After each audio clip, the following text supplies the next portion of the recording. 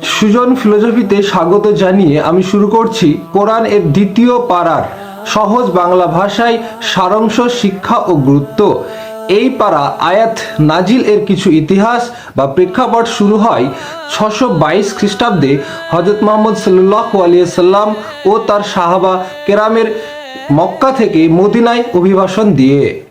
মক্কায় কুরাইশ নেতাদের অত্যাচারে গারেসুর গুহায় 3 দিন লুকিয়ে থাকার পর মদিনার দিকে রওনা দেন। এই ঘটনা, যা হিজরত নামে পরিচিত, সেখান থেকেই শুরু হয় ইসলামিক ক্যালেন্ডার বা হিজরি সন। এইবার আমি আলোচনা করব দ্বিতীয় পারার মূল আলোচ্য বিষয়। এই পারায় আছে মোট 111টি আয়াত। আমরা এই আয়াতের ক্রম অনুসারে আলোচনা করার চেষ্টা করব। আয়াত 142 থেকে 152। হিজরতের পর হযরত মুহাম্মদ সাল্লাল্লাহু আলাইহি ওয়াসাল্লাম 16 থেকে 17 মাস বাইতুল মুকাদ্দাস, যেটি জেরুজালেমে অবস্থিত, সেই দিকে অভিমুখ করে নামাজ পড়তেন, যেটাতে হযরত মুহাম্মদ সাল্লাল্লাহু আলাইহি ওয়াসাল্লাম মনে প্রাণে খুশি ছিলেন না। তারপর সূরা বাকারার 144 নম্বর আয়াত নাজিল হয় শাবান মাসে নামাজরত অবস্থায়। প্রথম রাকাত শেষে দ্বিতীয় রাকাতে জিবরাইল আলাইহিস সালাম রসুলকে কাবার দিকে ঘুরিয়ে দেন এবং আয়াত নাজিল হয়, আমি আপনাকে অবশ্যই সেই কেবলার দিকে ঘুরিয়ে দেব যা আপনি পছন্দ করতেন। আয়াত 153 থেকে 57। ধৈর্য ও নামাজের উপদেশের সাথে কঠিন পরিস্থিতিতে নামাজের মাধ্যমে আল্লাহের কাছে সাহায্যের প্রার্থনা নির্দেশ দেন। তাছাড়া শহীদদের মৃত হওয়া যাবে না, তারা জীবিত কিন্তু আমরা বুঝতে পারি না, এই সব বিষয়ে বলা হয়েছে। আয়াত 158 থেকে 162। হজ ও উমরাহের নিয়মাবলী, যেমন সাফা ও মারওয়া পাহাড়ে ছোটাছুটির মাধ্যমে হযরত হাজরা আলাইহিস সালাম এর পানির জন্য যে কষ্ট, তারপর জমজম কূপ উপহার, এই ঘটনাকে স্মরণ করায়। তাছাড়া এই পারার আরো একটি উল্লেখযোগ্য বিষয় হলো আল্লাহর আয়াত গোপনকারীদের বিরুদ্ধে অভিশাপের ঘোষণা। আয়াত 163 থেকে 76।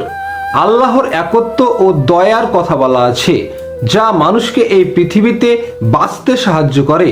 তাছাড়া শিরক ও গোমরাহির বিরুদ্ধে কঠোর সতর্কবাণীর কথা আছে। আয়াত 177।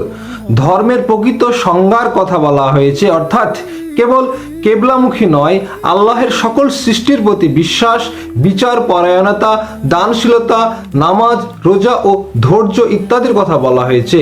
আয়াত 178 থেকে 182। জীবন রক্ষার ক্ষেত্রে কিসাস এবং মৃত্যুর আগে সম্পদ বন্টন বিষয়ে উইল বা ওসিয়তের বিধান এর কথা বলা হয়েছে। আয়াত 183 থেকে 87। রমজান মাসে রোজা ফরজের ঘোষণা, অসুস্থ ও মুসাফিরদের জন্য ছাড়, ইফতার ও সাহরের সময়সীমা ও স্ত্রী সহবাসের নিয়ম, এই সব বিষয়ে বলা হয়েছে। আয়াত 188। বিচার ব্যবস্থায় আর্থিক দুর্নীতি হারাম ঘোষণা করা হয়েছে। আয়াত 189 থেকে 203। চাঁদ দেখে মাস নির্ধারণ, হজের সময় বিভিন্ন নিয়ম, দোয়া ও আল্লাহকে মনে রাখার কথা বলা হয়েছে। আয়াত 204 থেকে 207। কিছু লোক কথায় মিষ্টি কিন্তু কাজে ধ্বংসাত্মক, এদের চিনতে বলা হয়েছে এবং আল্লাহের সন্তুষ্টির জন্য আত্মত্যাগের কথা বলা হয়েছে। আয়াত 208 থেকে 210। ইসলামকে পূর্ণভাবে গ্রহণ করার আহ্বান এবং তার সাথে শয়তানের ধোঁকায় পা না দেওয়ার কথা বলা হয়েছে। আয়াত 211 থেকে 213।